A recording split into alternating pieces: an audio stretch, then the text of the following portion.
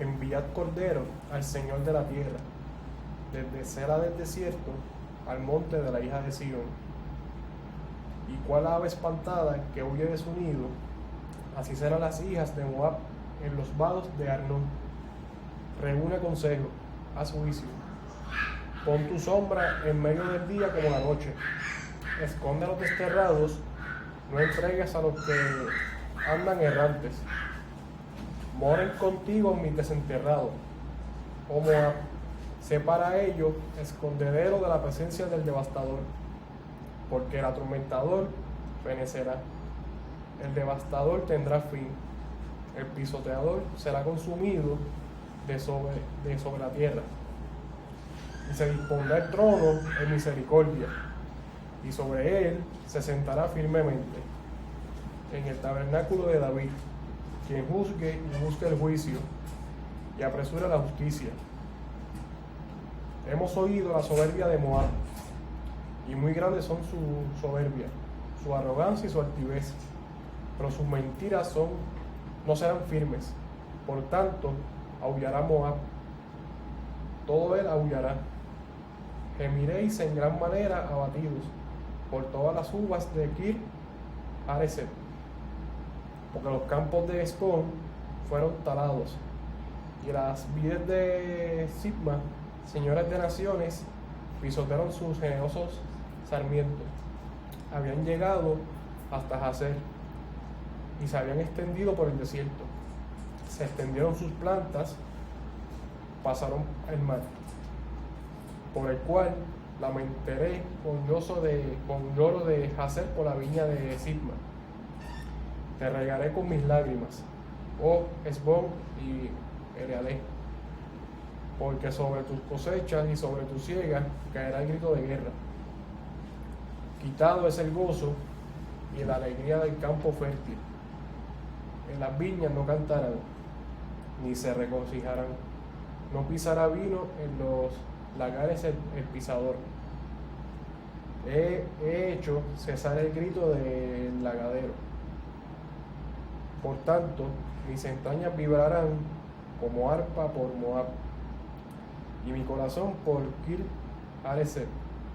Y cuando apareciere Moab, cansado sobre los lugares altos, cuando vengan a su santuario a orar, no le valdrá. Esta es la palabra que pronunció Jehová sobre Moab desde aquel tiempo. Pero ahora Jehová ha hablado, diciendo: dentro de 3 años, como los años de un jornalero, será abatida la gloria de Moab, con toda su gran multitud, pero los sobrevivientes serán pocos, pequeños y débiles. Amén. Amén.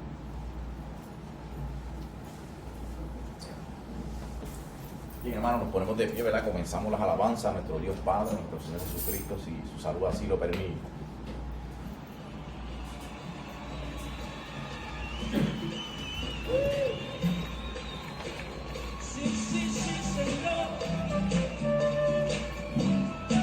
Es bueno alabar tu nombre, Jesús, precioso. Este es el lugar de tu alabanza, Señor.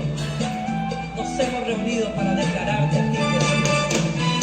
Bueno está alabado, Señor, tu nombre, darte gloria, honra y honor, por siempre. Bueno está alabarte, Jesús, y gozarme en tu poder. Bueno está alabado, Señor, tu nombre, darte gloria, honra y honor, por siempre. Bueno está alabarte, Jesús, y gozarme en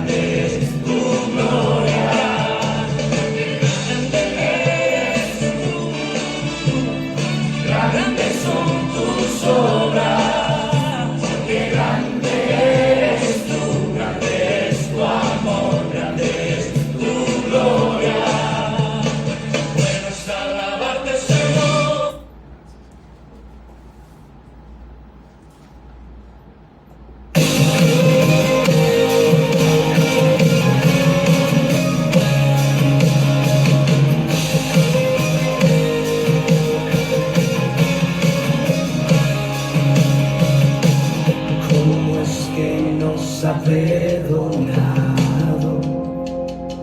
como al rebelde liberó y a los ciegos él sanó, como es el huérfano adoptado, si de su gracia se alejó y sus caminos rechazó. Maravilloso es el amor que el Padre te mostró, enviando a su Hijo único nos rescató, nos salvó y ha perdonado, guiándonos con su cuidado. Maravilloso es el amor de Dios.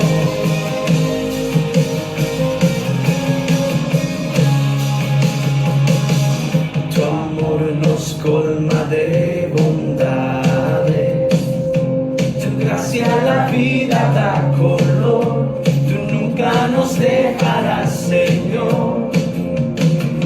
Tu espíritu lo has derramado,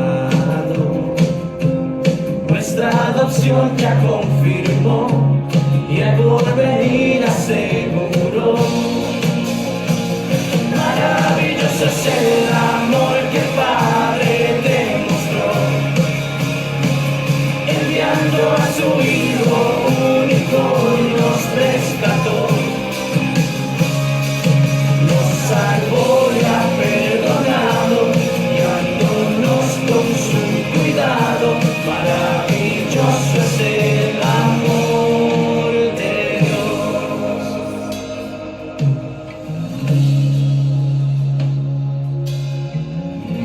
Aunque el sufrir abunde aquí, confiamos que somos de Él.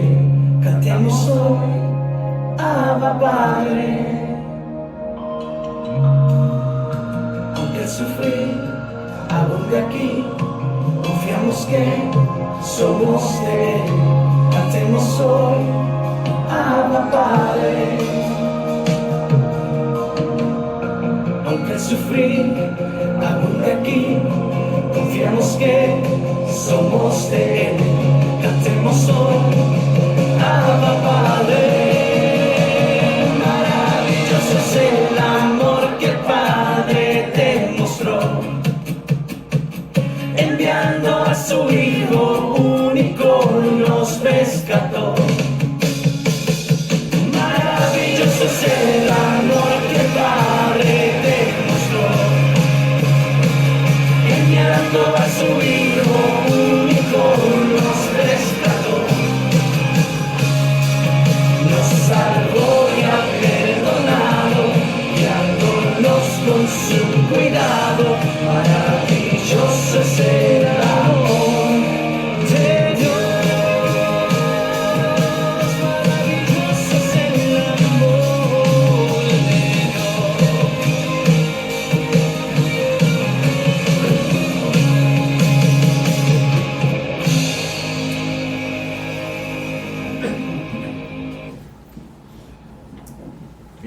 Tenemos nuestros rostros y oramos por nuestra isla.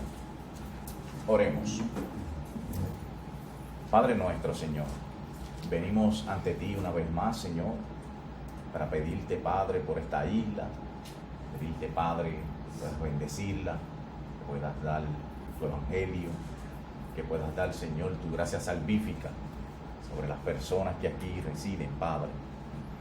Te pedimos, Padre, por los gobernantes, por los líderes, las personas que tú has ubicado en las diferentes posiciones, pidiéndote, Padre, que supla sus necesidades, tanto de ellos, de sus familiares, así también, Padre, que puedas darle sabiduría y entendimiento a cada uno de ellos, Señor, que puedan tomar decisiones correctas, Padre, no dejando de pedir, Señor, para que derrames tu gracia salvífica sobre cada uno de ellos, sus familiares, Señor, que puedan ser confrontados con tu palabra, Señor, que puedan reconocer que hay un Dios soberano sobre todas las cosas, Padre. Oramos así también, Señor, por las familias, oramos por los hogares, por los matrimonios, por cada uno de ellos, Señor, sé tú supliendo las necesidades en cada hogar, Señor, sé tú dando sabiduría a los líderes de cada hogar, de cada familia, Señor, para que busquen la dirección correcta, Señor, que proviene de tu palabra, que puedas derramar tu gracia salvífica, Señor, sobre cada hogar. Así también, Señor, queremos pedir por los enfermos. Quiero pedir una petición especial, Señor, por Mitalia, Señor, de su hijo. Está enfermo, Señor. No lo conocemos, Señor, tú lo conoces. Te pedimos por esa familia. Te pedimos por él, Señor, por ese joven. Que puedas tú, Señor, darle paz, darle tranquilidad, Señor, en estos momentos de enfermedad, en estos momentos de prueba, Señor. Sabemos que tienes poder para sanar, Señor. También has dado ciencia al hombre, Señor. Pero sobre todas estas cosas, Señor, oramos por sanidad, Señor, pero oramos por lo más importante que necesita un hombre, Señor, que es la salvación, Señor, del alma y el perdón de los pecados. Así también oramos por los demás enfermos, Señor. No los conocemos, Señor, tú los conoces todos, Señor, y los ponemos en oración a cada uno de ellos, Señor. Oramos, Padre, por las iglesias que hoy se reúnen, Señor. Padre, que cada líder que va a predicar la palabra, Señor, predique tu palabra, Señor. Que se apegue al texto, Señor, a la escritura, sin adulterar tu palabra, Señor. Que la iglesia pueda ser edificada, Señor, con el mensaje de tu palabra. Que los que no te conocen, Señor, sea de evangelio para ellos, Señor. Que sea tu espíritu el que confronte los corazones, que muestre las deficiencias de los corazones, Padre. Todas estas cosas que oramos, Señor, las oramos en el nombre de nuestro Señor Jesucristo. Amén, Señor, y amén. Dejamos a nuestro hermano René con la lectura de la palabra.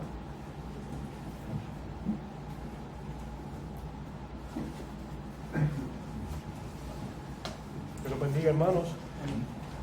Pasamos ahora al libro de Marcos, capítulo 16. Marcos, capítulo 16.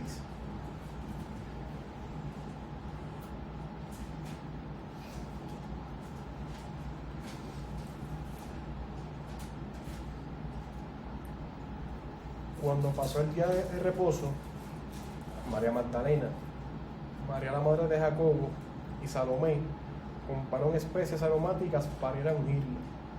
Y muy de mañana, el primer día de la semana, vinieron al sepulcro, ya salido el sol.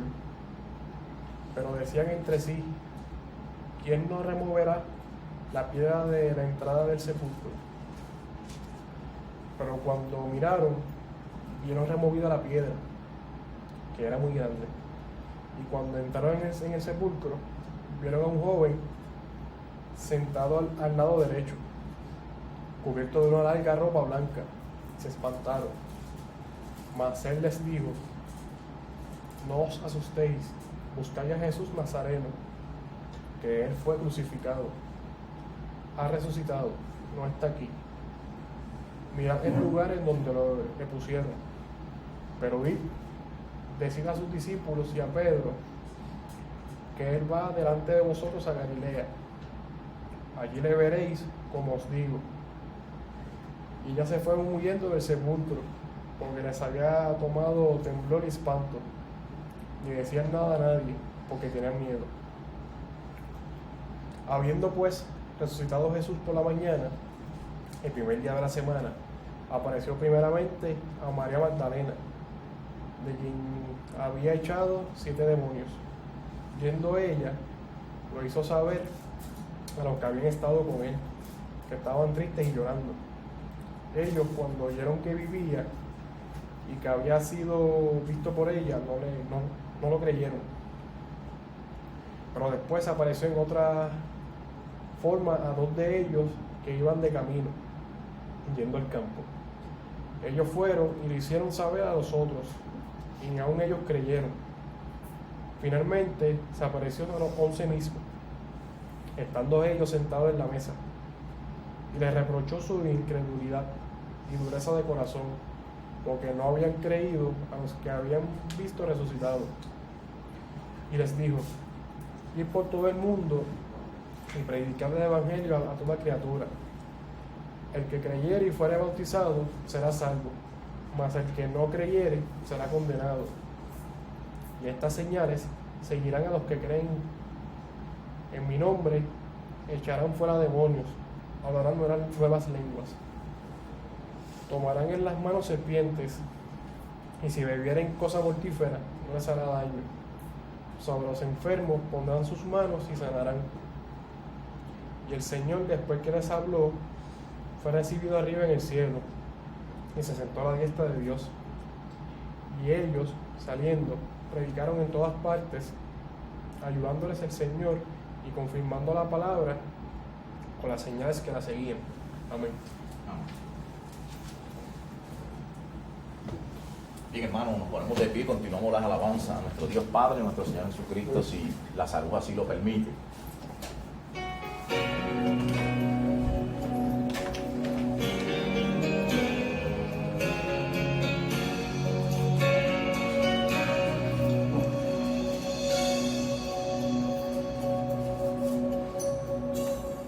¿Qué sería de mí si no me hubieras alcanzado? ¿Dónde estaría hoy si no me hubieras perdonado? Tendría un vacío en mi corazón, vagaría sin rumbo, sin dirección. Si no fuera por tu gracia y por tu amor, si no fuera por tu gracia y por tu amor, sería como un pájaro herido que se muere en el suelo, sería como un ciervo que brama por agua en un desierto. Si no fuera por tu gracia y por tu amor, si no fuera por tu gracia y por tu amor, ¿qué sería de mí si no me hubieras alcanzado? ¿Dónde estaría hoy si no me hubieras perdonado? Tendría un vacío en mi corazón, vagaría sin rumbo, sin dirección. Si no fuera por tu gracia y por tu amor, si no fuera por tu gracia y por tu amor, sería como un pájaro herido que se muere en el suelo, sería como un ciervo que brama por agua en un desierto. Si no fuera por tu gracia y por tu amor, si no fuera por tu gracia y por tu amor. Señor, Señor, reconocemos que sin ti estaríamos perdidos. Reconocemos que sin ti no tendríamos nada, oh Dios. Pero tú por tu misericordia nos has alcanzado y por tu gracia nos has hecho libres. Por eso te bendecimos en esta noche, Señor. Si no fuera por tu gracia y por tu amor, si no fuera por tu gracia y por tu amor, sería como un pájaro herido que se muere en el suelo, sería como un ciervo que brama por agua en un desierto. Si no fuera por tu gracia y por tu amor, si no fuera por tu gracia y por tu amor, si no fuera por tu gracia y por tu amor.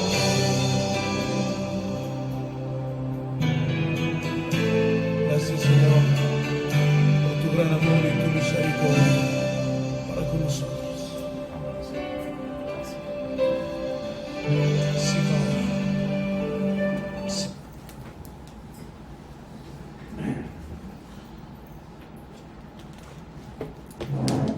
Bien, hermanos,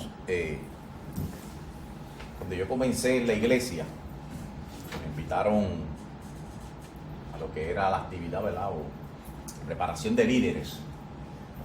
Y siempre los lunes, ¿verdad? En las noches, cuando nosotros entrábamos a tomar las clases de líderes, luego de salir nos quedábamos un rato todos dialogando, hablando, ¿verdad? De la palabra, hablando de las cosas, ¿verdad? Que nos agradan y que nos llenan de alegría. Y discutían, ¿verdad? No discutían, sino que hablaban entre los líderes sobre la soberanía de Dios, sobre que Dios es soberano sobre todas las cosas, que Dios tiene el control de todas las cosas que están sucediendo. Y uno de los líderes sacó su llavero y lo dejó caer al suelo. Y él le dice a los demás líderes, ¿verdad? Mira, hasta de ese momento donde yo dejé caer esas llaves, hasta de eso Dios tiene el control. Yo no entendía muy bien lo que era la soberanía de Dios, ¿verdad? La voluntad de Dios. Siempre se me enseñó que nosotros los hombres teníamos un libre albedrío. Yo tenía la capacidad de tomar la decisión de escoger lo que yo quería, sea más bien si quería seguir a Dios o no seguirlo. Pero según uno va entrando en la palabra, aunque no lo entendía, comencé a estudiar, a buscar cómo era posible, ¿verdad?, que Dios tuviera el control sobre nosotros. Uno comienza a leer y la palabra, sin números de versículos, vamos a encontrar donde la misma palabra dice que nadie puede llegar a Jesús si Dios no trae a esa persona a Jesús. Hay versículos que dicen que no depende del que quiere ni del que corre, sino de Dios que tiene misericordia. Y la misma palabra nos dice a nosotros que la fe es por el oír y el oír por la palabra de Dios, y que ese don no es de vosotros, pues es de Dios. Dios pone en el corazón del hombre por medio del Espíritu Santo. Nosotros no sabemos cómo eso sucede, eso es un misterio de Dios, ¿verdad? Pero el Espíritu Santo de Dios obra en el corazón de cada uno de nosotros y comienza a cambiar la voluntad del hombre. Nos cambia la manera de pensar. Deseamos escuchar la palabra de Dios. Cuando nuestro corazón está abierto, que deseamos entender las cosas de Dios, es porque el Espíritu Santo de Dios ha buscado eso en nosotros. Porque el hombre es caído, el hombre está en una muerte espiritual y su voluntad siempre va, o su inclinación siempre es a ir a hacer las cosas que su corazón lo guía. Y el corazón del hombre, ¿a qué lo guía? Hacia las cosas de la carne, hacia las cosas del hombre, lo que desea su corazón. Así que estos pasajes que nosotros vamos a entrar en esta mañana tienen que ver con lo que es la soberanía de Dios. Cómo Dios está obrando en cada momento. Vamos a ver, ¿verdad?, cómo Jesucristo, saliendo del pretorio de Pilato y llegando hacia la cruz del Calvario, las cosas que suceden en ese camino, que aún las cosas que van a suceder desde el pretorio a la cruz, Jesucristo tiene el control de ellas. Vamos a buscar nuestras Biblias el Evangelio de Lucas, capítulo 23, versículos del 26 al 32. Lucas, capítulo 23, versículos del 26 al 32.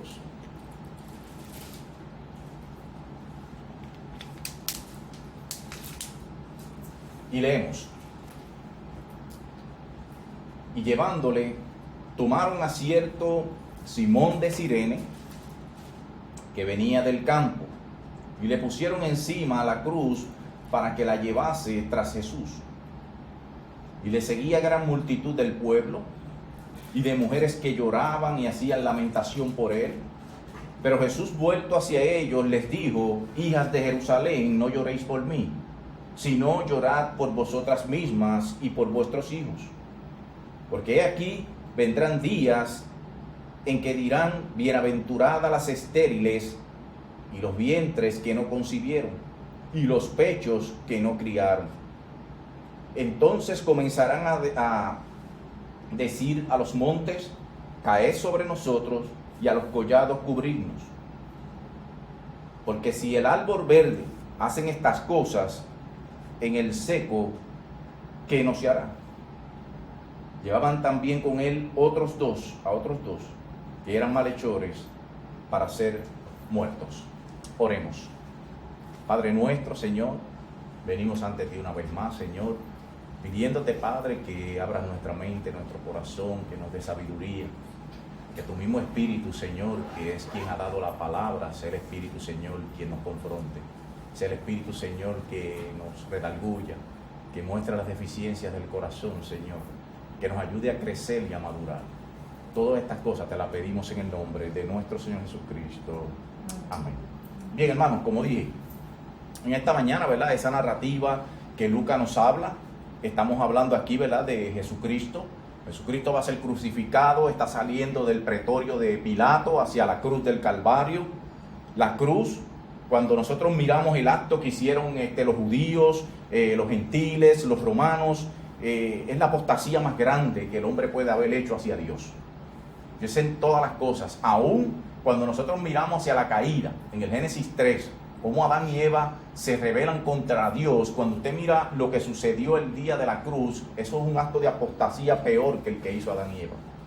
Porque Adán y Eva, al menos cuando nosotros miramos hacia el Génesis, cuando veían al Señor, se escondieron, dice la palabra, porque tuvieron miedo. Pero aún estos hombres no tuvieron temor de Dios. Lo escupieron, lo abofetearon, le dieron con una caña, con un palo, le dieron puños, le dieron latigazos, le pusieron una corona de espina, lo crucificaron en un madero. Todas las cosas que le hicieron, le dieron a beber vinagre. Así que cuando usted mira el acto peor que los hombres puedan haber hecho contra Jesucristo, una apostasía, la más grande que se pueda haber hecho, es esta acción que hicieron los hombres.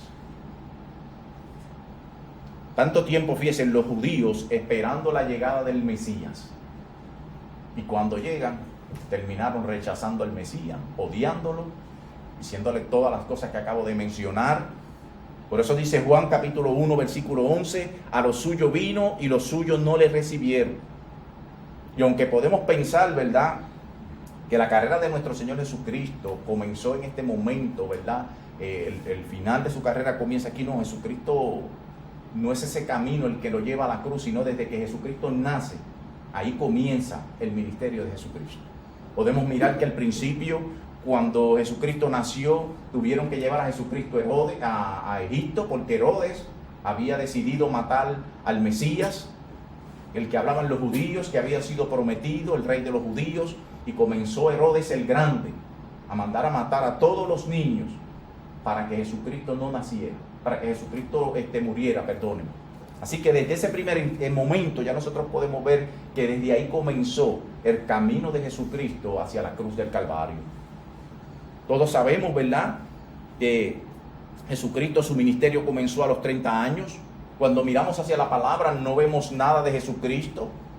Está escondido por la palabra. El Espíritu Santo nos reveló la vida de Jesucristo hasta que tuvo 30 años. Tan solamente hay unas pinceladas, ¿verdad?, unas narrativas que podemos ver en los evangelios cuando Jesucristo tenía 12 años, que fue en el templo, ¿verdad? Estaba hablando con los indoctos allí, estaba hablando con los maestros de la ley. Es la única, ¿verdad?, fracción que tenemos de Jesucristo en los evangelios. Pero cuando miramos hasta los 30 años, nosotros no tenemos nada de Jesucristo. El Espíritu Santo no quiso revelar esto, el Espíritu Santo no nos dijo qué sucedió con Jesucristo hasta esa edad, pero aquí vemos a los 30 años Jesucristo en su ministerio. Lo primero que vemos es a Jesucristo llegando al río del Jordán para ser bautizado por Juan el Bautista. Allí comenzó su ministerio durante 3 años, siendo esta la última semana de la crucifixión, ¿verdad? La última semana del ministerio de nuestro Señor Jesucristo, donde comenzó el lunes, donde lo vemos, ¿verdad?, en la entrada triunfal, hasta ahora el viernes, que estamos hablando aquí, ¿verdad?, de que va a ser crucificado. Ahí va a culminar, ¿verdad?, lo que es el ministerio de Jesucristo con la muerte en la cruz del Calvario. Lucas, ¿verdad?, no nos relata toda la trayectoria, o los otros evangelios no vemos mucho, ¿verdad?, de esa trayectoria, pero Lucas nos narra a nosotros y ese destino, ¿verdad?, de Jesucristo. Y fíjense en algo importante, se desconoce dónde es el sitio exacto donde crucificaron a Jesucristo. Hay algunas personas, ¿verdad?, que dicen en Jerusalén que saben el lugar exacto donde Cristo fue crucificado. Inclusive Roma, ¿verdad?, dice que ellos saben los sitios. No sabemos, la realidad es que las diferentes personas que se dedican a esto dicen que no hay un lugar exacto para saber dónde Jesucristo fue crucificado. Pero eso no es lo importante. Ahí lo importante es lo que sucedió en ese lugar. Lo que sucedió. Allí lo que sucedió fue la redención lograda por nuestro Señor Jesucristo. Y eso sí es lo importante, lo que Cristo logró con su muerte en aquel lugar. No el lugar exacto donde fue crucificado Jesucristo. Así que todo esto, ¿verdad?, que está sucediendo, Jesucristo está saliendo del pretorio de Pilato hacia la cruz del Calvario. Todo esto estaba preparado por Dios. Como dije al principio, Dios tiene el control de todas las cosas que están sucediendo. De los mínimos detalles que usted pueda pensar en su corazón, de eso el Señor tiene el control. De eso está planificado por Dios. Dios está dirigiendo todas las cosas que están sucediendo, como lo enseña la misma palabra. Fíjense que dice Apocalipsis 13:8, que Jesucristo fue el Cordero inmolado desde el principio del mundo. Eso que iba a suceder en la cruz del Calvario ya estaba planificado por Dios. Desde antes de la fundación del mundo, ya Dios había planificado todo. Iba a ser la humanidad, iba a ser la creación, el hombre iba a fallar, el hombre iba a caer. Eso lo vemos en el Génesis 13, en el Génesis 3, perdóneme. Y luego de eso, la promesa de que Jesucristo iba a rescatar a las personas que Dios escogió para salvación. Y en esa última trayectoria de Jesús, fíjese, de camino hacia la cruz, es interesante mirar que el único comentario que Jesucristo hace aquí en estos versículos es una advertencia de juicio. Una advertencia de juicio contra los judíos que habían rechazado a su rey, habían rechazado a Jesucristo como Salvador. Y aunque vamos a ver, ¿verdad?, los personajes también de esta historia, cómo Dios tiene el control de cada cosa que está sucediendo, nosotros también, ¿verdad?, vamos a poder apreciar lo que Jesucristo dijo en ese camino, en ese lugar, ¿verdad?, desde el pretorio hacia la cruz. Así que voy a comenzar, ¿verdad?, con los primeros personajes. Fíjense lo que comienza el texto que hemos leído en esta mañana. Dice, y llevándole. El primer punto son los asesinos. ¿Quiénes estaban llevando a Jesús? Pues miren, los asesinos, lo dice el versículo 13, los principales sacerdotes, Anás y Caifás, los fariseos, los escribas, los saduceos, el Sanedrín, los soldados romanos, la multitud y los gentiles. Todos ellos se juntaron en un mismo sentir para crucificar al Hijo de Dios. Anás y Caifás tenían unos intereses, ¿verdad? Ellos eran los que estaban a cargo de todas las ventas del templo. Por eso el odio hacia Jesucristo. Jesucristo detiene lo que es las ventas dentro del templo. Los llamó, ¿verdad?, que habían convertido a la casa del Señor en cueva de ladrones. Por eso el odio de Anás y Caifás hacia Jesucristo, porque está deteniendo lo que le gusta al corazón de cada uno de ellos, que eran las avaricias, las codicias y el dinero. Por otro lado, cuando vemos los fariseos odiaban a Jesucristo porque Jesucristo los desenmascaró, los llamó hipócritas a cada uno de ellos. Fingían ser hombres de Dios, fingían ser las personas que representaban aquí a Dios en la tierra, mas sin embargo estas personas eran personas hipócritas. Y como dije, otros fueron motivados, ¿verdad?, por otras razones. Y estas personas que están odiando a Jesucristo, que lo van llevando a la cruz del Calvario, todas estas personas representan a todos los que rechazan a Jesucristo y el mensaje del Evangelio y el mensaje de la cruz. Eso representan los asesinos, ese primer punto.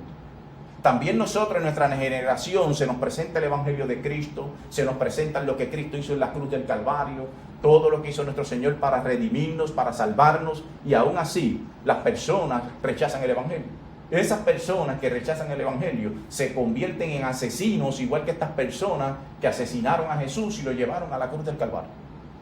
De hecho, las mismas personas que rechazan a Jesús van a ir al mismo lugar que estas personas que ahora mismo están en el infierno por no arrepentirse y creer en Jesucristo como Salvador y haber rechazado al Hijo de Dios. El segundo punto nos habla de un tal Simón Cirene. ¿Quién es Simón Cirene? Este es el punto número 2. Dice la palabra que es un desconocido que venía del campo. Dice el versículo 26, tomaron a cierto Simón de Cirene que venía del campo y le pusieron encima la cruz para que la llevase tras Jesús. Como dice el texto, este hombre se llamaba Simón. Simón era un nombre común para los judíos. Si miramos el apóstol Pedro, ¿verdad? Antes de llamarse Pedro, nuestro Señor Jesucristo, ¿verdad? Le puso Pedro, pero él se llamaba Simón. Así que era un nombre común entre los judíos. El nombre, ¿verdad? Que dice que era Simón de Cirene, era porque él venía de Cirene, era una persona que era de esa región. Cirene era una ciudad al norte de África. En la actualidad es lo que conocemos hoy en día como lo que se llama Libia. Ese era el lugar. Y según la historia, ¿verdad? Y el historiador Josefo del primer siglo, dice que habían visitantes de Cirene el día de Pentecostés. Estamos hablando, ¿verdad? Después de la muerte de Jesucristo, después de que Jesucristo subió a los cielos, los 120 estaban esperando el Espíritu Santo de Dios, que era la promesa de nuestro Señor Jesucristo. Y dice Josefo que ese día habían personas de Cirene en ese lugar, que habían muchas personas. Dice, habían visitantes de Cirene en Jerusalén el día de Pentecostés y escucharon a los apóstoles predicarle en sus lenguas en las que ellos habían nacido. Eso lo dice, ¿verdad? En Hechos capítulo 2, versículo 10. Dice también que habían tantos hombres en Cirene, en Jerusalén, que cuando esos hombres regresaron a sus regiones, formaron una iglesia. Así que había bastantes hombres de Cirene, había hombres que recibieron el Evangelio, todo esto que está sucediendo, ¿verdad? Y esa iglesia que se formó en el libro de los Hechos, que aparece en el capítulo 6, versículo 9, Simón Cirene también tenía que ver con esto. Hay algo importante, este hombre fue elegido al azar para cargar la cruz de nuestro Señor Jesucristo. Como dije, de cada acto que está sucediendo, de cada situación que le sucede al hombre, Dios tiene el control sobre todas las cosas.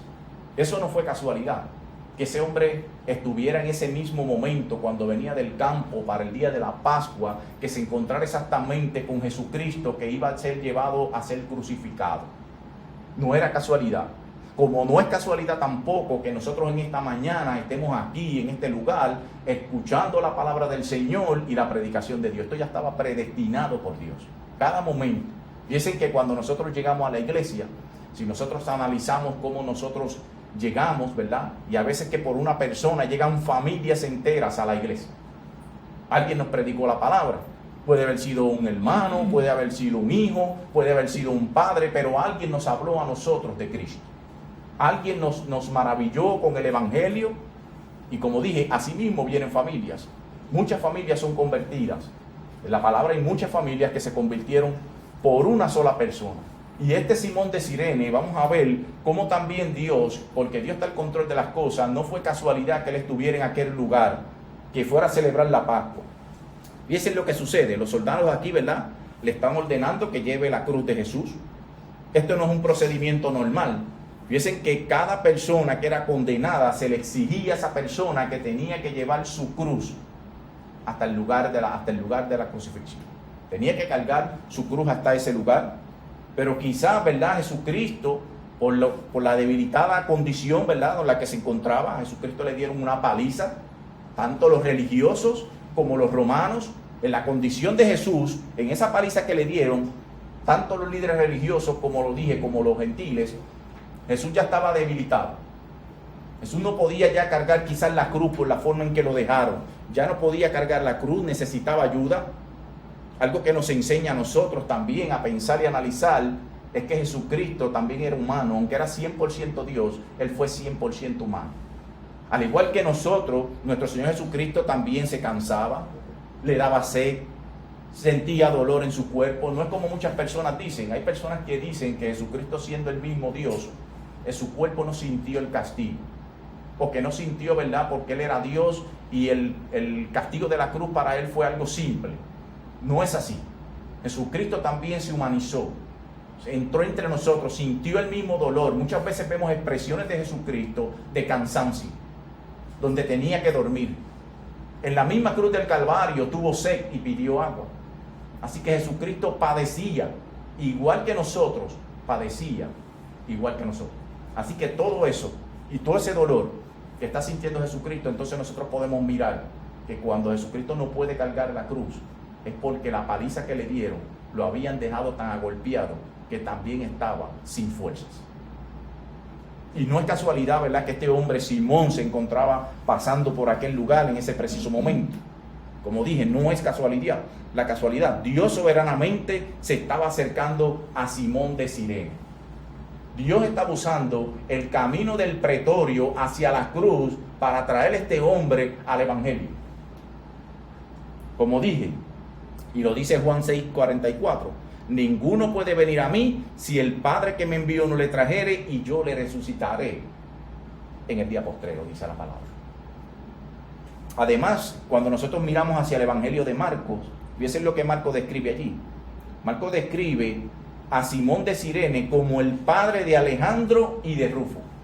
Déjenme explicarles esto un momento. Mire, cuando Marcos está haciendo la narrativa de esta misma historia que Lucas nos ha dado en esta mañana que estamos leyendo, Marcos narra esto, y es importante que entendamos esto porque Marcos dice que Alejandro y Rufo eran hijos de Cirene, de Simón de Cirene. Se encontraban en aquel lugar.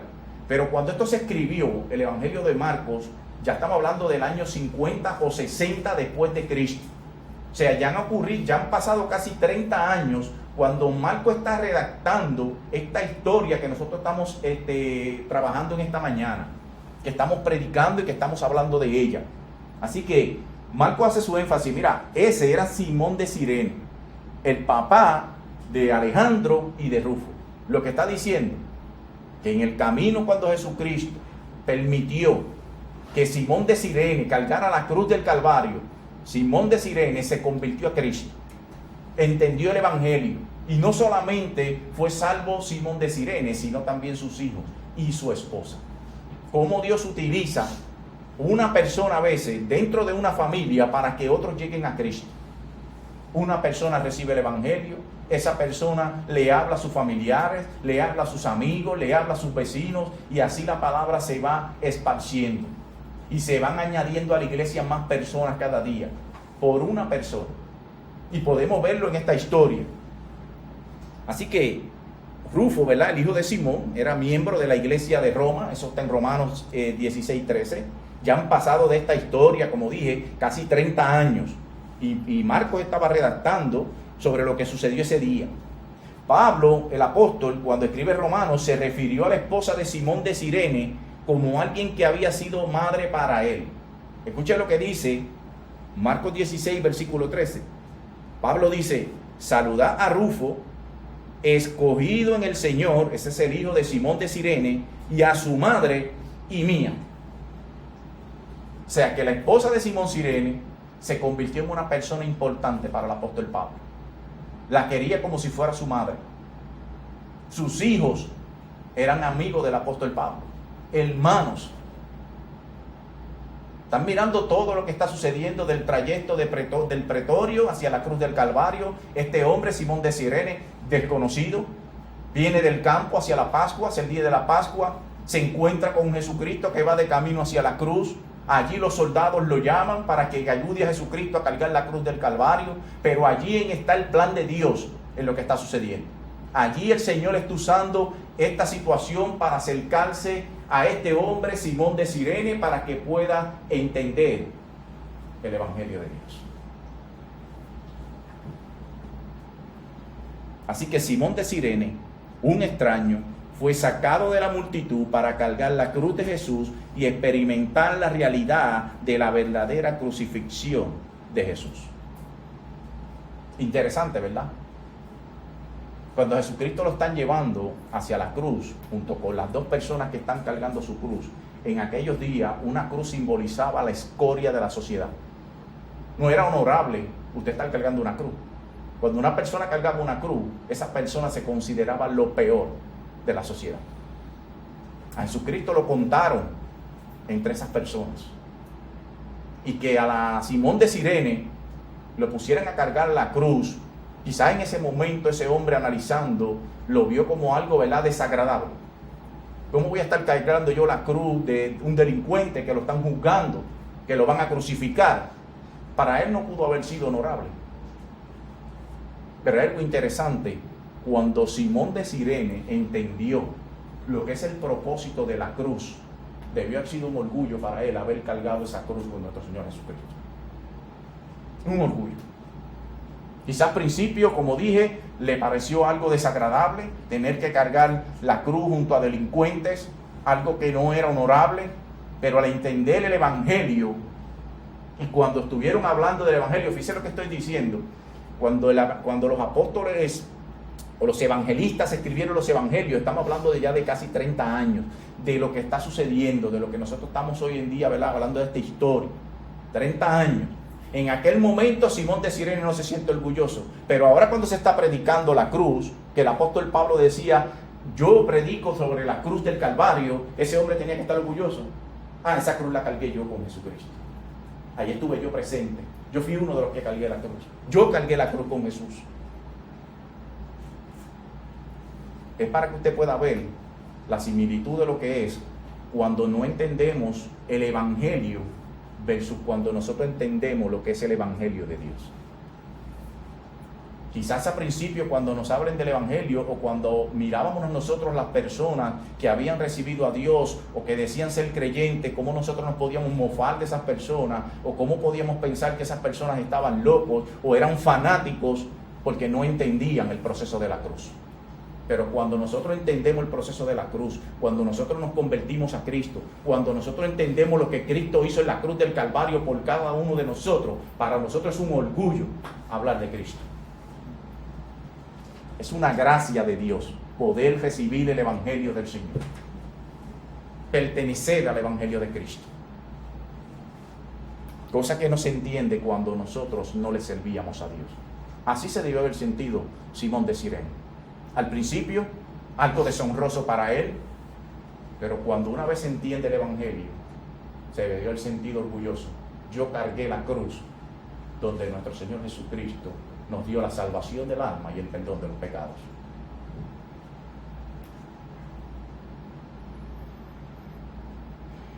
Así que la iglesia que se desarrolló en el libro de los Hechos, Simón Cirene es una de las personas que tiene que ver con esa iglesia.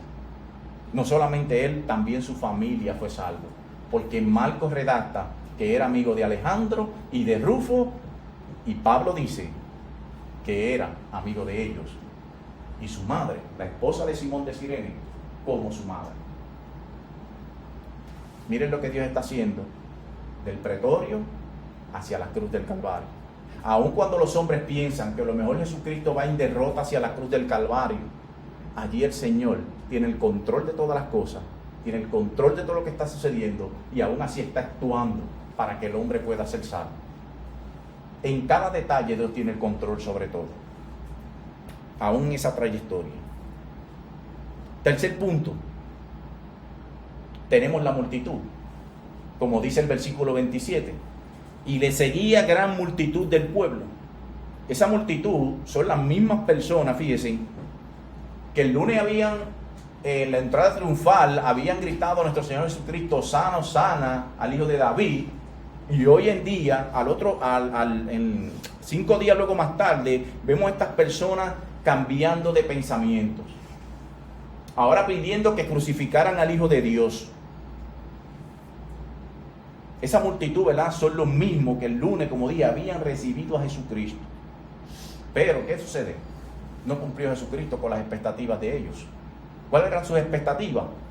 Un libertador militar, un político que los librara del yugo de los romanos.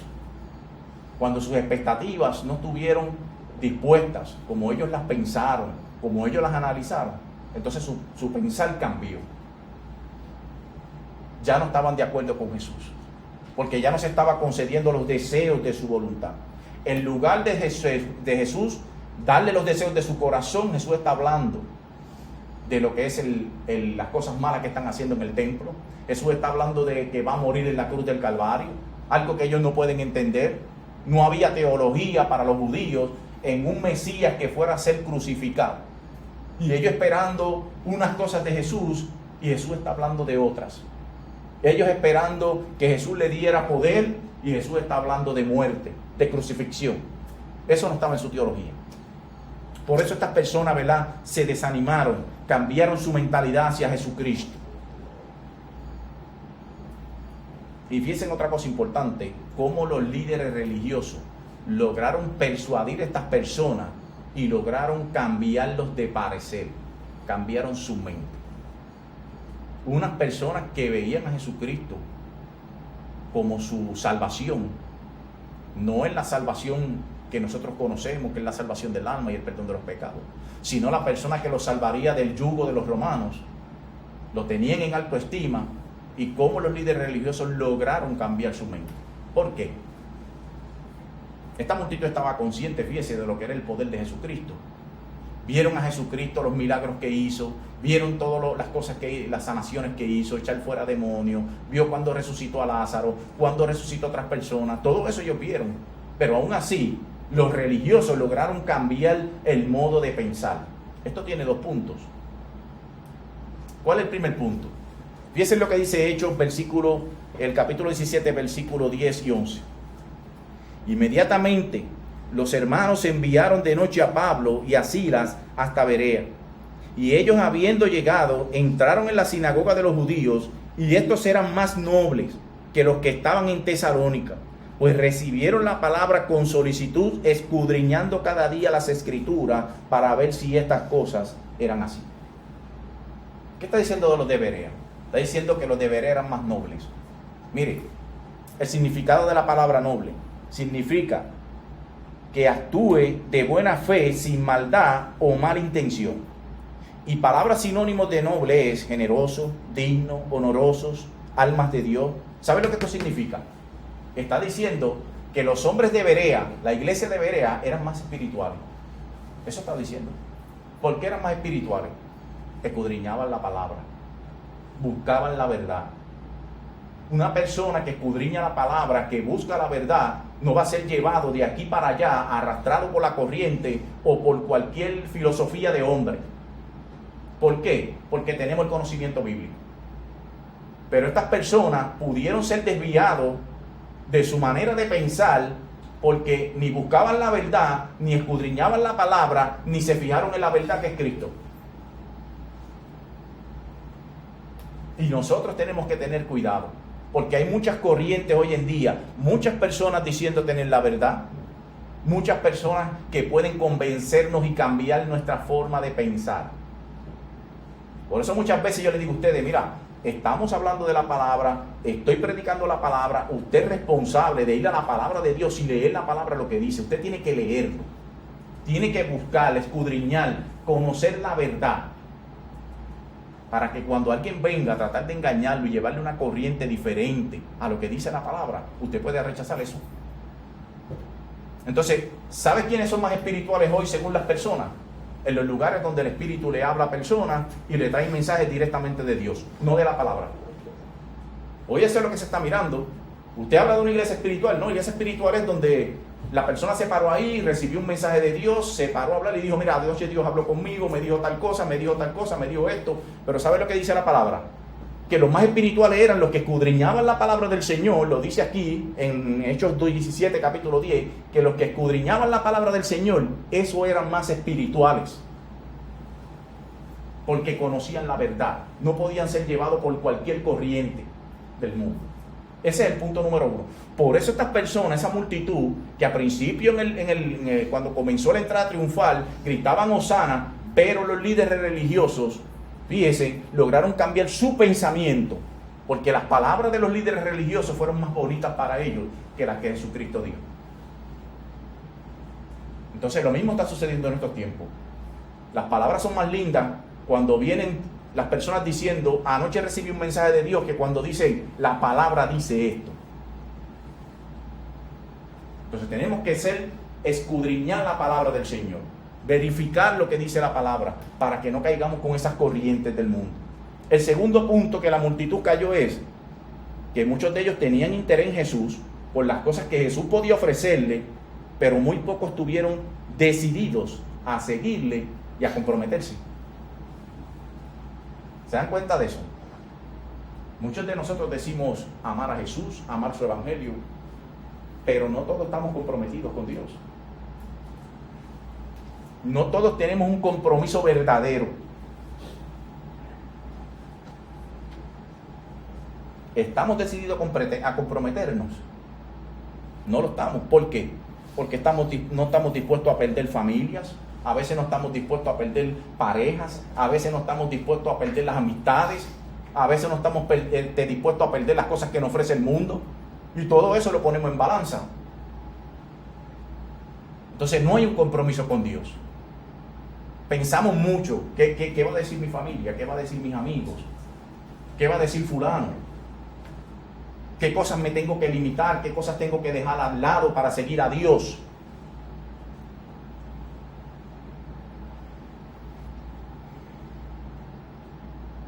Entonces estas personas cambiaron de parecer porque sus mentes no estaban claras. Sus mentes no estaban en la verdad. Nunca buscaron la verdad. Siempre estuvieron buscando ¿qué? Los anhelos de su corazón. Lo que ellos entendían que Jesús debía darle, no lo que Jesús decidiera darle a ellos. Ese era el pensamiento de ellos. No es lo que diga Jesús, es lo que yo quiero en mi corazón. Y así muchos venimos a la iglesia, tratando de que el Señor nos dé los anhelos del corazón, en vez de orar al Señor, Señor, que se haga tu voluntad, y que lo que yo reciba es lo que tú has decidido, no mis pensamientos. Punto número 4. Allí tenemos las mujeres que lloraban. Fíjense esto, dice el versículo del 27, mujeres que lloraban y hacían lamentación por él. Pero Jesús, vuelto hacia ellas, les dijo: hijas de Jerusalén, no lloréis por mí, llorad por vosotras mismas y por vuestros hijos. Porque aquí vendrán días en que dirán: bienaventuradas las estériles y los vientres que no concibieron, y los pechos que no criaron. Entonces comenzarán a decir a los montes: caed sobre nosotros, y a los collados cubrirnos. Porque si al árbol verde hacen estas cosas, en el seco, ¿qué no se harán? Estas mujeres que Lucas está redactando aquí no son María, la madre de Jesús, no son María Magdalena, no son las mujeres que recibieron, que fueron acompañando a los apóstoles. Estas mujeres se les considera, ¿verdad?, cuando miramos hacia los comentarios y a lo que es la cultura, eran mujeres plañideras. Escuche la palabra que estoy diciendo, plañidera, con ñ. Dice aquí que eran mujeres lloronas o quejumbrosas, que eran personas que se quejaban. Cuando usted busca la definición de lo que es, ¿verdad?, plañideras, dice: mujer a la que se le paga una cantidad de dinero para que asistan a un entierro y lloren en él. Eso eran plañideras. Se utilizaban en los tiempos de los judíos, en los tiempos de nuestro Señor Jesucristo. Y fíjense algo, dice el comentario del contexto cultural, que en la antigüedad las mujeres solían expresar el duelo en una forma más dramática que los hombres. Por eso las utilizaban para esto. Ahora, aunque estas mujeres eran plañideras, estaban cumpliendo su deber, no quiere decir que no estaban llorando con sinceridad o que no se lamentaban en dolor hacia Jesucristo. ¿Y por qué? Bueno, cuando usted mira hacia la palabra, hacia los evangelios, en ningún lado de la escritura usted va a conseguir que una mujer se estuviera quejando de nuestro Señor Jesucristo, que no fuera simpatizante con Jesucristo, es la palabra que quiero utilizar. Ninguna mujer en ninguno de los evangelios nos redacta esto. ¿Por qué? Porque si alguien siempre defendió el valor de la mujer, fue nuestro Señor Jesucristo. Nuestro Señor Jesucristo nunca despreció a las mujeres. Todo lo contrario. Nuestro Señor Jesucristo le dio el valor a las mujeres que merecían dentro de la iglesia. Viesen algo que sea Jesucristo. Jesucristo permitía, como rabino, que las mujeres estuvieran presentes cuando él estaba hablando de la palabra o estaba enseñando. Algo que no hacían los rabinos. Ningún rabino permitía que una mujer estuviera sentada escuchando la palabra de Dios. Jesucristo sí lo hizo. Usted lo puede ver en la historia, cuando usted ve la narrativa de Marta y de María, la hermana de Lázaro, cuando Jesucristo estaba en la casa de ella y estaba predicando, estaba allí enseñando. Dice allí, ¿verdad?, que María estaba escuchando la palabra, nuestro Señor Jesucristo, a predicar, mientras que Marta se estaba quejando porque no estaba ayudando María a Marta, la cual Jesucristo le dijo: Marta, Marta, afanada está. ¿Se acuerdan de esa historia, verdad? Jesucristo permitía como rabino que las mujeres recibieran palabra de Dios. Las defendió, les dio su valor, son importantes igual que los hombres. No quiero decir con esto que porque Jesucristo le haya dado el valor, Jesucristo la llamó a ser pastora. Eso es otro punto. No voy a entrar en eso ahora, esta no es la predicación, pero quiero que entiendan que las mujeres tenían una posición dentro de la iglesia. Son parte del cuerpo de Cristo, tienen dones igual que nosotros y tienen que hacer el trabajo que hacemos nosotros también, que es llevar el evangelio de Cristo a todos lugares.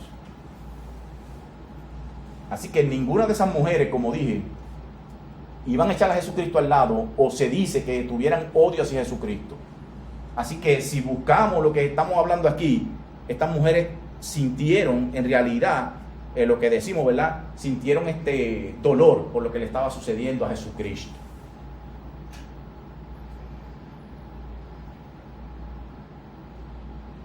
Así que cuando miramos hacia la palabra que habla el texto, ¿verdad?, esa palabra que se utiliza en el griego, que decían lloraba, significa literalmente que se golpeaban el pecho y se hacían una fuerte expresión de dolor por lo que le estaba sucediendo a Jesucristo. Estas mujeres, ¿verdad?, representan, y ahora voy a lo que quiero enseñar en este punto, esto representa a quienes simpatizan con Jesucristo, pero a la misma vez no están dispuestos a comprometerse con Cristo. Como dije, estas no eran como la multitud, ¿verdad?, curiosa, o como los que llevaron a asesinar a Jesucristo, pero tampoco eran verdaderas seguidoras que creyeron verdaderamente en Cristo. Entonces, ¿qué podemos aprender de estas mujeres que estaban llorando? Que de la misma manera que simpatizaban con Jesús, tampoco estaban comprometidas. Y así hay muchos en la iglesia, en nuestras generaciones. Hay personas que son simpatizantes de las cosas de Dios, simpatizantes del Evangelio, les gusta escuchar la palabra del Señor, pero a la misma vez no tienen un compromiso de estar apegados a Dios, de vivir una vida obediente a Dios y estar separados para Dios. Y fíjense en algo, estaban llorando, podemos verlo ahí, ¿verdad? Eso nunca hace, ¿verdad?, que Jesucristo mirara a esas personas con sentimientos porque lloraban. Tenemos que sacar de nuestra mente que porque nosotros vemos esta escena, ¿verdad?, y vemos mujeres llorando, eso no es sinónimo de salvación. Cuando, podemos ponerlo así, hay personas que han visto la película de la Pasión de Cristo, y cuando usted habla con ellos de esa película, muchos dicen que lloraron. Muchas personas: mira, yo vi la Pasión de Cristo, la película, eso me hizo llorar.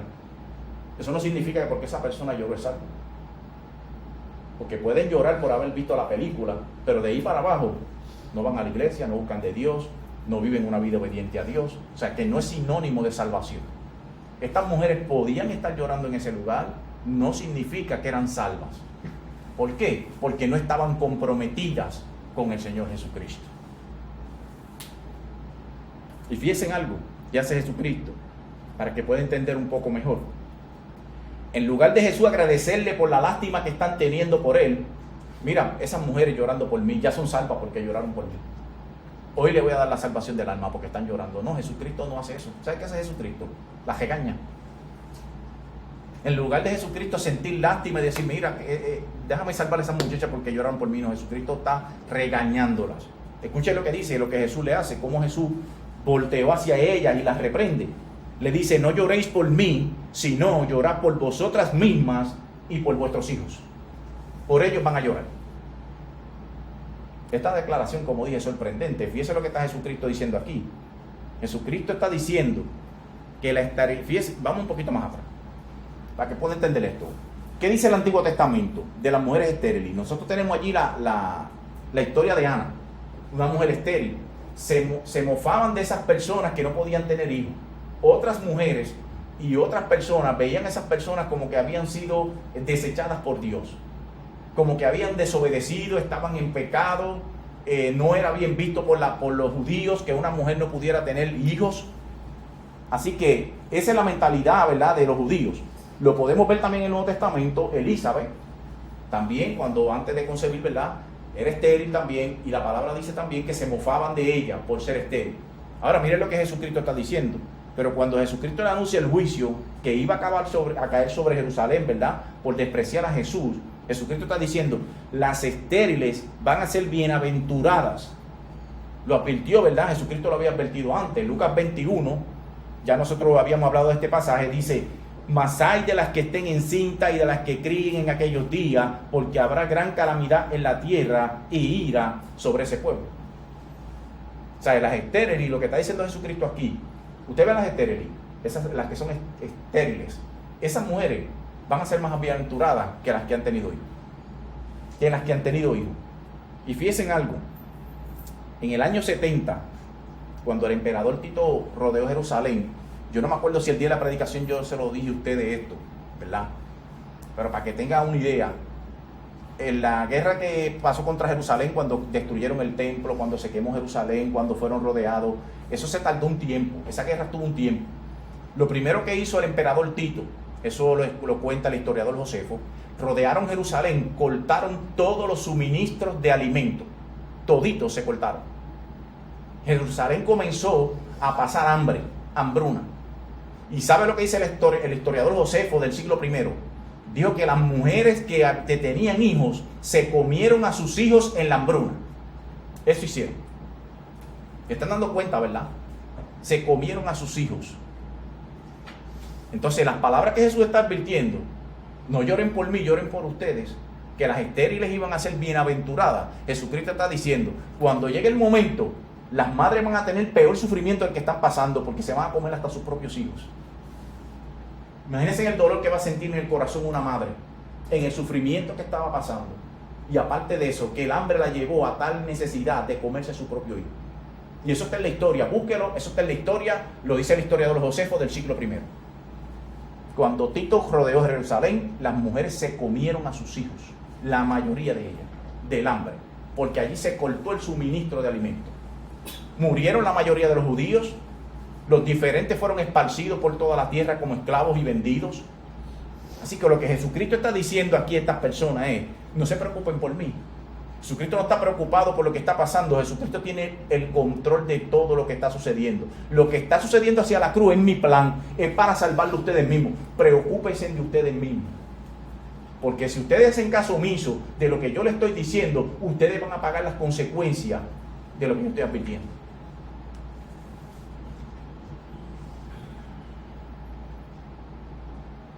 Y fíjense la analogía que usa Jesucristo. Jesucristo está diciendo aquí, porque si al árbol verde le hacen estas cosas, en el seco, ¿qué no se hará? Jesucristo está diciendo, si yo siendo el mismo Dios encarnado, el Creador, se llenaron de odio contra mí y me han asesinado, ¿qué serán de ustedes? ¿Ustedes saben lo que significa un árbol verde? La analogía que está usando Jesucristo. ¿Qué significa el árbol verde? Significa vida. Cuando tú ves un árbol verde, usted dice, ese árbol está lleno de vida. Ese árbol es Jesucristo. Jesucristo es la vida para el hombre.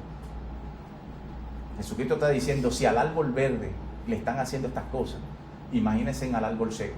El árbol seco representaba a la nación de Israel.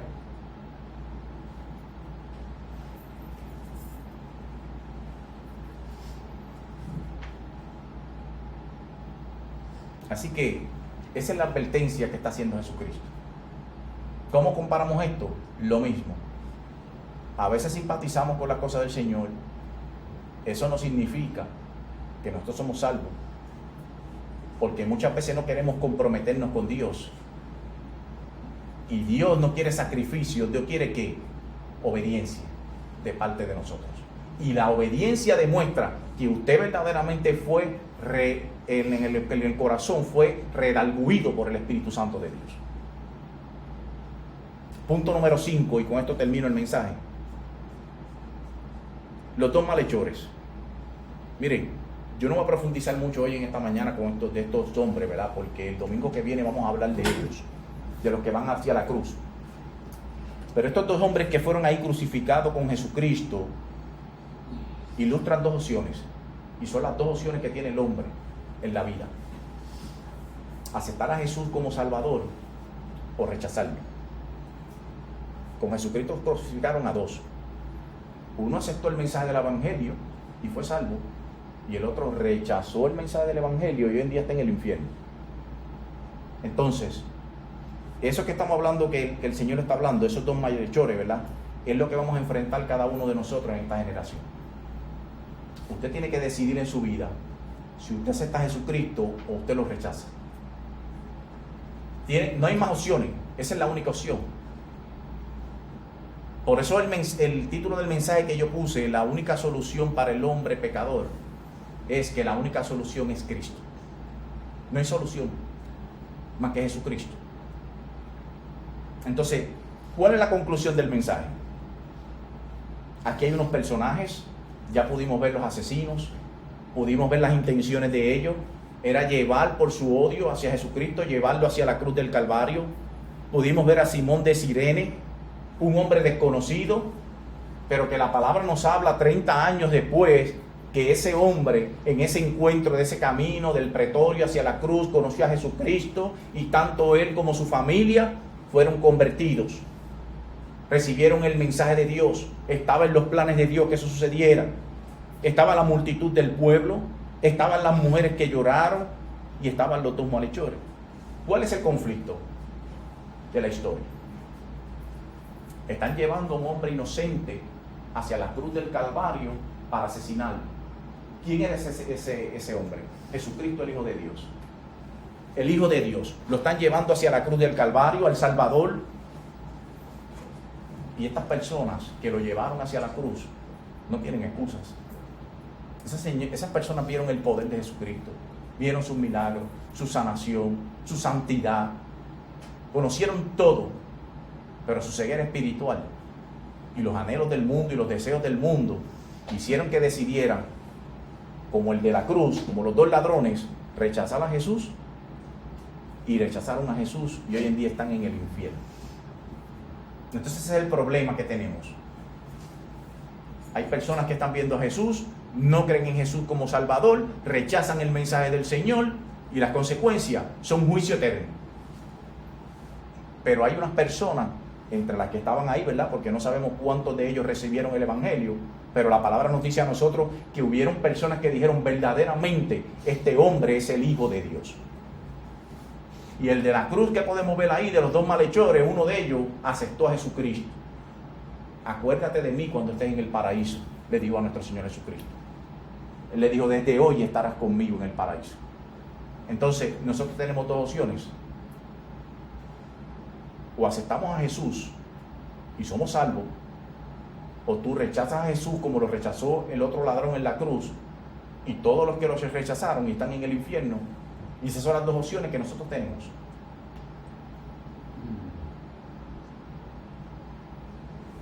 Hay quienes, al igual que estas personas, que presenciaron el poder, la santidad, su verdad, pensaron que la alternativa de sus corazones era mejor que la que Jesús ofrecía.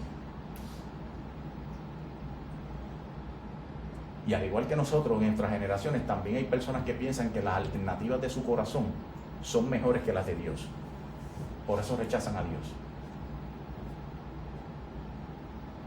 Fíjense algo, como los judíos crucifican a Cristo, lo ponen en un madero, lo ponen a la altura y a la visión de todos los hombres, y clavaron allí, ¿verdad?, un letrero que decía el rey de los judíos.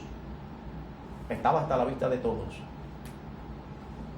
Debería decir, ¿verdad?, eso, el Salvador del mundo, el rey del mundo, es la única opción que tiene el mundo para ser salvo.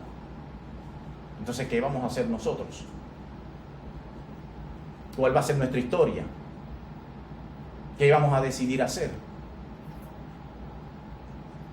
Tenemos que decidir como los dos malhechores. O creemos o no creemos. ¿En cuál de las dos vamos a estar nosotros? ¿En la que cree en Jesús o la que rechaza a Jesús?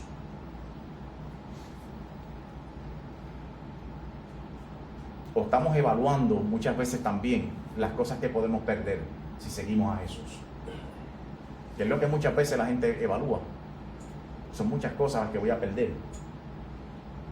Dice Lucas 14, si alguno viene a mí y no aborrece a su padre, a su madre, mujer, hijos, hermanos, hermanas, y aún también su propia vida, no puede ser mi discípulo. Y el que no lleva la cruz y viene en pos de mí, no puede ser mi discípulo.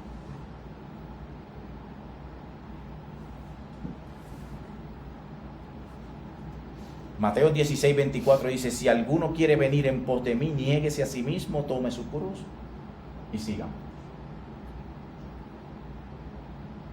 La única solución para el problema de los hombres es Cristo. Eso es lo que nos ofrece la palabra del Señor. Y yo cierro el mensaje con esto. ¿A quién escoges tú? Vamos a orar. Quédese con esa pregunta en su mente. Pero debemos, cada uno de nosotros, al igual que los dos malhechores en la cruz, que uno decidió seguir a Cristo y el otro rechazarlo, esa es la decisión que cada uno de nosotros debe tomar. Si seguimos a Jesús para ir al cielo, o lo rechazamos para ir al infierno, al juicio eterno. Que la gracia y el Espíritu de Dios, ¿verdad?, nos pueda mostrar a nosotros siempre nuestro corazón caído y nos haga ver a nosotros la necesidad de Cristo Jesús para nuestros corazones. Inclinemos los rostros y vamos a orar. Padre nuestro, Señor, venimos ante ti una vez más, Señor, dándote gracias por el mensaje de tu palabra que ha sido expuesto en esta mañana, Señor. Gracias, Padre, porque tu palabra es verdad, tu palabra nos confronta, Señor. Nos muestra nuestras debilidades, Señor. Nos muestra que somos hombres débiles. Nos muestra el corazón caído, la necesidad de un arrepentimiento y la necesidad de un Salvador en Cristo Jesús. Gracias, Padre, porque al igual que Simón de Cirene, Señor, que a través de ese encuentro, Señor, en el camino, tú pudiste mostrarle el Evangelio, Señor. Pudo ver de cerca, Señor, el significado de la cruz. Aunque a principio no entendía, Señor, entendió el mensaje de la cruz. Así nosotros, Señor, estábamos ciegos. No entendíamos el Evangelio, Señor.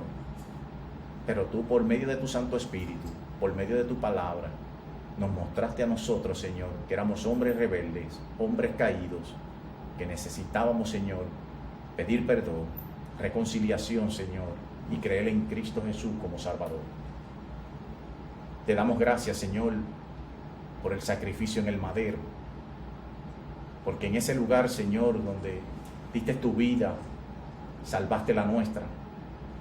A través de ese sacrificio, Señor, tú nos diste el perdón de los pecados y la salvación del alma, Señor, y la entrada al reino de los cielos. Gracias, Señor. No tenemos forma de pagarte, Señor. Solamente, Señor, obedecerte. Es ahí, Señor, en la obediencia donde demostramos, Padre, que lo que ocurrió interno en nuestro corazón, Padre, es evidenciado por medio de nuestra actitud en obediencia, en vivir vidas centradas en ti, Señor. Permite, Señor, que podamos seguir creciendo, madurando, viviendo en obediencia, Señor, haciendo tu voluntad, llevando tu evangelio, Señor, a los perdidos, a los que viven sin fe y sin esperanza, Señor. Y que podamos seguir viviendo y confiando en ti, Señor, en tus promesas, en lo que tú has hecho por nosotros y nos has prometido.